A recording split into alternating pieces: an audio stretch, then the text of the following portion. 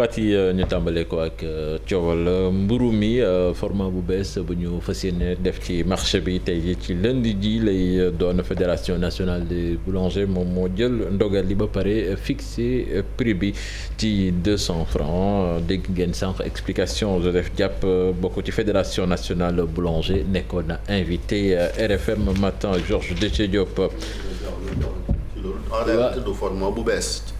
bokk na ci arrêté bi nga xamante ministère du commerce génn na ko mais ñoom boulangerie waruñ ko génn ci boulangerie maanaam mën nañ koo defal te consommateur bi bu amee choix moom mooy tànn bu ko neexee bu amee fanweer jënd miisu fanweer bi bu amee bu 200 bi jënd bu 200. mais waruñ koo defar bu 200 bi kese bañ a defar yeneen ni là dañuy léser ce qu'on appelle les consommateurs et je pense que c'est illégal décision bi nga xamante ni ñoom jël nañ ko. Dernièrement on a vu le directeur du commerce intérieur def ci benn communiqué rappeler aussi loolu parce que amuñ benn droit ñoom boulanger yi xëy suba ne miisam 200 bi kese leen defal bañ a defal bu 150 bi bu 100 francs bi même bu 75 wala 50 francs. consommateur bi moom moo am choix jënd bu ko neex mais bu fekkee dañu defal bu 200 bi bàyyi yeneen yi loolu moom c'est pas normal. ah mais ñoom def bu 150 dinañ def bu 200. voilà loolu moom looloo yoon. te bu 200 bi nee nañ war tax génn sax ci boulangerie yi. ku koy soxla da ngay dem ci boulangerie nga jënd ko mais bu dee kiosque yi nan def bu nekk ku nekk la sa doole may nga jënd ko. loolu bàyyi tamit est-ce que du stratégie rek ni dinañ defal. voilà parce que ñoom nee nañu instant bi mënatuñu que sont obligés ñu yokk. loolu lañ ci doon bañ moo tax bi ñëwee proposé li nga xamante ni mooy format yi loolu lañ ci doon bañ même association consommateur li ñu bañ mooy boulangerie dugal ci caay-caay maanaam defar bu 200 bi kese créer benn tension boo xamante ni bu 100 bu fanweer bi je pense que loolu waa ministère war nañ cee wagar ba nga xamante ni quand même consommateur bi du ci loru. voilà dinañu xool loolu fa muy mujjee ñu wax ci coow li nga xam ne moo amoon fële ca village boobu di Jamweli nekk ca Vélingara ak l'école yu ñu fa saccagé ndaxte ña ko def dañoo bëggoon organiser foofu soirée directeur bi bañ ci xibaar yi ñu mujj jot nag nee nañu enquête ba ma ngay wëy ba police jot na teg loxo ci ñaar ci ñi def jëf yu ñaaw jooju dinañu ci dikkaat ak sunu ndaw li ñu fa toogal di Abdoulaye Diallo. ñu ñëw fii ci Ndakaar wax ci ñàkk kaaraange bi nga xamee ni doy na waar loolu fële ca zone A askan wa fa nekk nag ñoom daal nee nañ ci tiitaange la ñu dëkk bés bu nekk 4 ba juróomi agression dinañu ko fa nemmeeku waaye ñoom nee nañu daal yëf yi dinañu ko maanaam régleel seen bopp jël seeni matuwaay ba ku fa dugg di agressé doo ko nettaleeti ñu teewlu ci Pape Faxa ñi ak Jafara Ba. doon koo jàpp diri ko ci kaw tëli bi ak sac à main agresseurs yi ñoo ko def foofu ca zone A ndaw si nag moom tuutee tee ñu faat ko ba léegi rek dafa ànd ak tiitaange. dama taxawoon ci arrêt bi di xaar oto pour liggéeyi après ma taxaw nii mais sama ginnaaw lañu génnee léegi maa ngi lonk sama sac dama jékki-jékki am ko xëcc sama sac ma tourné après mu xëccaat ma daanu bi ma daanoo sac bi dafa lëmasu woon sama loxo après muy gën a xëcc lu ma doon muy diri waaw si lañ ma kii nii tali bi xool sama loxo bi waaw yóbbu nañ sac bi ak xaalis bi accessoire yu ci nekkoon léegi pièces yi moom dañ ko sànni. scooter lañ yoroon. waaw scooter lañ yoroon. ay semaine ngi ña dëkkee foofu ca zone A ñemetuñoo génn ci seeni kër fi mu ne sax danoo ragal ñiy dawal scooter. si alaya bii ni diggante Sainte-Thérèse jëm école Saint-Pierre sonn nañu muy nuit comme aussi muy bëccëg lii di amatuñu benn jàmm ku fi romb muy jigéen di góor mag ndaw sa portable nga téye sa loxo daanaka ñàkk nga ko dañ lay agressé ak tamit de la plus mauvaise manière lii di ay jaasi ay paaka kenn nelawatul amatuñu jàmm moo tax tey suñu fi nekkee c'est juste pour lancer un cri de cœur un jour 8 heures ba 20 heures te duma dégg au minimum 4-5 agressions si benn quartier au minimum te koo si dégg lu ñuy wax scooter ay groupe de 8 personnes 6 personnes ànd ak 5 jaasi te loolu du yoon. su dee njiit yi nag jëluñu seeni matuwaay ñoom nee nañ dinañ fajal seen bopp ku fa dugg ñu faat la. dafa doy agression bi le pays a en insécurité balaa ñuy rey suñu frère ak suñuy sœur ñun la population de la zone on va prendre nos responsabilités agresseur bu fiy ñëwati paak ak jaasee génn dañ leen di avertir amul seeral xaaral Moussa Ba léegi dama ne jigéen ñi jël seen cours la fa jeex on avertit nag les motos ñu fiy jaar matin soir kuñ ci jàpp Yoff nga jëm la police on est prêt à aller en prison comme ça mënuñu sécuriser on va sécuriser suñu bopp ñun. te incha allah à partir de la semaine prochaine bu kenn ragal de ñun ragaluñu parce que géré nañu ko 15 mois ñun tiituñu. mais à partir de 21h jusqu'à 7h du matin il y avait plus d'agression dans le quartier ñoom xam nañ ko moo tax ñu commencé di changer heure on va changer d'heure on va régler le problème inchallah ici dans le quartier si les autorités ne nous viennent pas en aide. ñett jàpp ñeent agression bés bu ne ñàkkum kaaraange nag daal di sax ci gox boobu di zone A te lu ci bëri ci agression yi bëccëgu ndara kàmb lañ koy amal. jërëjëf Pape Fara Gning ci wàllu politique Pastef di naqarlu recours opposition bi nga xamee ni conseil constitutionnel daf ko rejeté maître Abdoulaye Tall di ñaan autorité judiciaire yooyu rek ñu gën a jël seeni responsabilité xam ni justice moom moo téye réew moom nag manifestation culturelle la doon assisté fële ca Mbour ñu teewlu ko ci micro Abdourahmane Diallo ak Mamadou Gueye. ak xale yi nga xam ne amaguñ carte d'identité amaguñ carte électeur ñoom ñëpp ñu dem bindu ji dégg nañ ne le 26 bii di ñëw liste électorale révision exceptionnelle dina am ci liste électorale yi ñaan nañ leen pour ñu dem bindu ji ñaan nañ leen également tamit ñi nga xam ne amaguñu carte d'identité ñu dem tribunal ñu mën jox leen. conseil constitutionnel war naa jouer rôle bi nga xam ne moom la war a jouer mooy ñu xam ni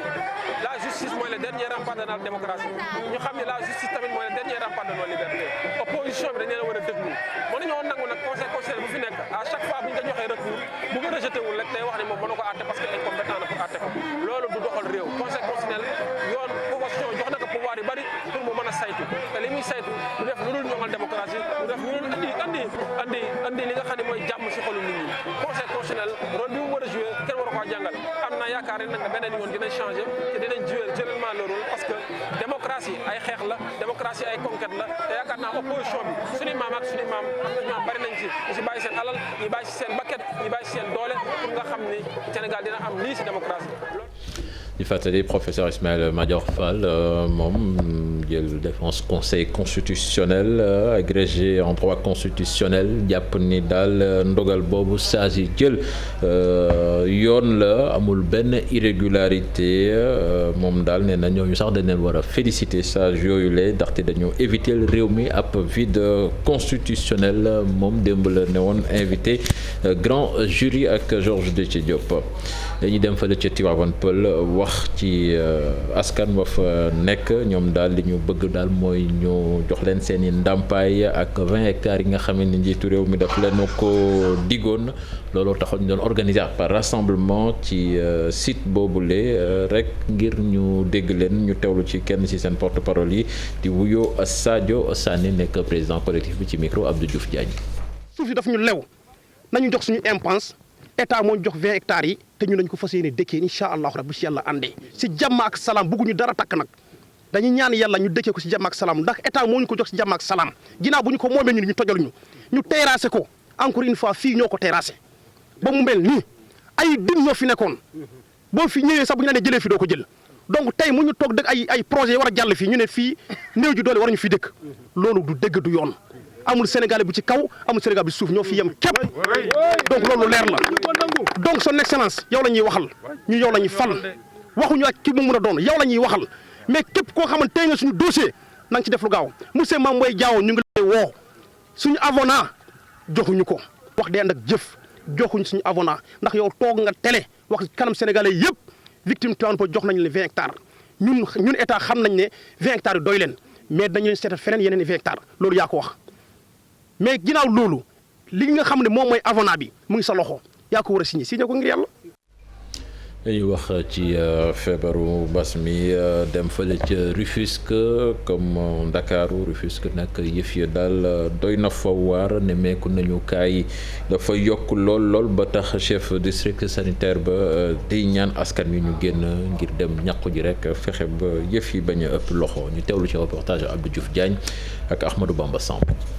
ci district sanitaire bu Tëngéej limu nit ña fay ñëw di gën di yokku ci jamono ji ñi amee jàngoroy coronavirus gën a bëri lool la variant delta bi nag bàyyiwul kenn limu nit ñi nga xam ne nag tey ji ñoo am jàngoro ji boo koy xool ful na lu tollook fukk mbaa fukk ak juróomi yoon lu ni mel nag jaaxal ki nga xam ne moo jiite district sanitaire bi. daanaka yow da ngay yóbbu ay test léegi dafay mel ne test boo yóbbu rek day positif démb juróom-benn fukki test lañ yóbbu ñeent fukki ak juróom-ñeent daanaka juróom fukki daal di positif donc boo jëlee juróom-benn test yu nekk fekkente ni juróom yi dañoo positif loolu vraiment catastrophe la quoi. leneen loo xam ne nag indi na njaaxle ci docteur Mbaye Thiam mooy fees gi nga xam ne nag fi ñu war a dalal ñi nga xam ne dañoo amee jàngoroy coronavirus daf koo fees jamono ji nag liggéeykat yi sonn dëgg la ñu def. dañu ngay daal di jël ay lal wala jël ay chambre daal di koy réserver pour coronavirus kon chambre yi nga dagg ci lële def ko fii donc loolu problème. corona yi dafa nekk loo xam ni lu muy laaj ci jumtuwaay dafa gën a bari yële ndax dina laaj lu ci gën a jafe gën ci cher gën ci doy waar mooy oxygène bi. ñàkku di li nga xam ne rek moom la ñu jàpp ne jamono ji moo mën a saafara mbir mi lu ni mel tax nag docteur Thiam di woo waa Tëngéej. Sénégalais moom li ñu ci xam mooy dañoo am bërëb am nañ départ waaye amuñu arrivé donc te loolu aussi dafa am solo nañ ko jëlee nii tey baax na trop waaye nañ ko continuer nii ba nga xam ni ñëpp dinañ ñàkku mais dinañ ñàkku ñaari fan ñetti fan après bu ñu paree daal di bàyyeekuwaat loolu kenn sant leen. si jamono ji nag nga xam ne wopp ji dafa tasaaroo ci gox bi delluwaat rek ci digley kër docteur yu njëkk yi moo fi sës raxas say loxo di sol masque tey te di fexe bay moytu mbooloo yu bëri yi. ñu jeexale ko ak génn àdduna Maboussou Thiam démb la woon moom nag dinañu ko jébbal boromam ci altine ji su 10h30 jotee fële ca sëkk yu Yoff yëf yi nag dinañ ko amal ci respect strict des gestes barrières te nee nañu jaal yi ca maanaam suñu génnee ci cimetière yi daal fa lañ koy amalee maanaam dara du yegg ca kër ga. Modou Fall ñu dem bitim réew tàmbalee ko ca Mali. Mali waaw xam ngeen ni que ñu joxoon baaraamu tuuma ni daa bëggoon faat président bi yor transition bi di Assimi Goïta ñu ne daal moom mujj na ñàkk bakkanam gouvernement bu Mali nag def bi le communiqué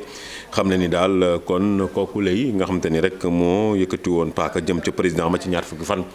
ci weeru juillet ca grande mosquée bu Bamako moom ba ñu tijjee ab enquête toppee ko ci wàllu kon jéemoon a faat ki nga xamante ni moo di président bi ca lañ ko yóbboo ca kon fi nga xamante ni moo di garde à vue gannaaw bu ñu ko yóbboo garde à vue nag ñu gis ni daal wàllu wér-gu-yaramam sooxe lool ñu yóbbu ko ca CHU bu Gabriel Touré jëlati ko fa yóbbu ko CHU bu Point G far mu mujj ñàkk bakkanam ñu ne nag li nga xamante ni moo di autopsie bi daañu ko amal ci nu mu gën a gaawee ba noppi gouvernement bi di rassurer ni teewul nag wàllu enquête boobu lay daañu ko wéyal ba xam daal lan moo waral kookee gàddu woon paaka jéemoon faat ki nga xamante ni moo jiite transition bi di Assimi Goïta. Nigéria ñaar fukk ak juróom-ñett ci téeméer rek ñaar fukk ak benn gone yoo xamante ni daal tegoon nañ leen yoxoo ñetti semaines yi nga xamante ni génne nañ ko ca réew ma mujj nañ leen bàyyi ñu ne nag kon ay nit yoo xamante ni rek ñoo yoroon gànnaay ñoo dem jël gone yooyu lay ñaar fukk ak juróom-ñetti gone yi nag ñu ne daal seen at boo dee xool mu ngi toll ci diggante fukki at ak ñaar ca Tunisie président bi di Kais Saied moom nag daal nay xam ne ni kon tekki na ndombal tànk ki nga xamante ni moo jiite gouvernement bi loolee gannaaw rek kon ba ñuy amalee ay liggéey ci wàllu parlement bi moom Hichem Misisi gannaaw kon ab journée goo xamante ni amal nañ ko fa ci wàllu manifestation ñu gis ni daal tunisiens yi dañ doon ñaxtu jëm ci seen i dirigeants. Afrique du Sud wàllu port yoo xamante ni gis nañ ni fu mu ne nii cyber attaque daal jëmale ca ñoom ci wàllu système informatique bi nga xamante ni moo di port bi di Transnet xamante ni moom mooy gérer lépp luy port foofu lay daal la ñu gis ni daal mënoo fa tijji net ba noppi li nga xamante ni rek moo di seen réseau boobu ba léegi di site officiel ba mënoo fexe ba dugg fa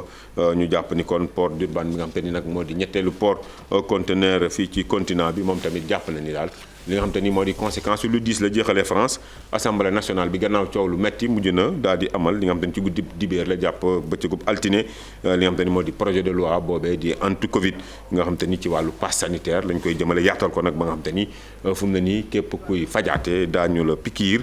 te boo xoolee boobule loi sax indi coow ca France ba ñu toll ci 161 000 Français manifesté bay sàkku ci démission au président Emmanuel Macron fi ñu yemale xibaar biti réew yi Cheikh Tidiane. jërëjëf Mamadou Fall Fatou li ñu fi gënoon a fës ci xibaar. jërëjëf Cheikh Tidiane ak Mamadou Fall Mamadou ñu dig la daje ëllëg incha allah à partir de 6h30 bu neexee yàlla ci page internationale Mamadou Fall la woon ñu jaajëfal ko bu baax a baax may fàttali ne Daouda Mine moo fi fas yéene wuutu Mamadou Fall jàngat bi la ñuy dooree à laata ñuy tàmbali ak sunu invité.